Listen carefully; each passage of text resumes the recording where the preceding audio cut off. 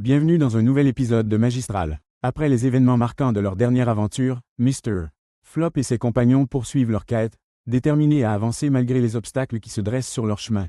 De nouvelles rencontres, des choix cruciaux et des révélations inattendues les attendent alors que le destin du continent Magistral continue de se jouer. Veuillez noter que ce chapitre se passe au début de la guerre, car nous faisons un petit saut dans le temps pour voir la rencontre avec les dirigeants de la vallée des Tijans.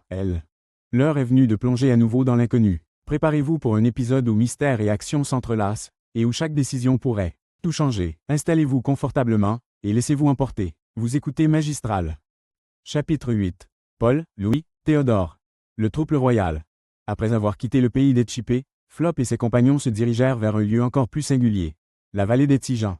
Ce petit royaume, niché entre deux montagnes, était réputé pour ses habitants de petite taille, mais leur influence et leur talent diplomatique étaient grands. À la tête de ce royaume se trouvait un trio unique appelé le trouble royal.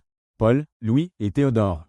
Leur union inhabituelle et leur leadership partagé avaient toujours intrigué le reste du continent magistral, mais c'était leur sagesse collective qui avait forgé leur réputation.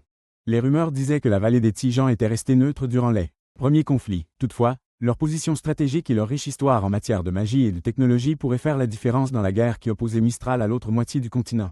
Flop espérait convaincre le trouble royal de s'allier à leur cause. Le groupe arriva au pied des montagnes où se trouvait la vallée des Tijans. Abdulnur, Poitrik, Elitar et Trip observaient l'étendue devant eux, une vallée verdoyante entourée de collines boisées et de cascades cristallines. C'est encore plus impressionnant que ce qu'on raconte, murmura Poitrik, ébahi par la beauté du lieu. Flop hocha la tête. Oui, mais nous ne sommes pas ici pour admirer le paysage. Le trouble royal est connu pour être difficile à convaincre. Alors qu'il s'avançait, un garde royal s'approcha, sa taille modeste mais son armure étincelante. Arrêtez-vous là, étranger. Vous pénétrez sur les terres de la vallée des Tijans. Que venez-vous chercher? Flop, prenant une posture respectueuse, s'adressa au garde. Je suis Flop du village de Mistral, et voici mes compagnons. Nous souhaitons parler au trouble royal pour leur demander de l'aide dans la guerre qui menace de détruire notre monde.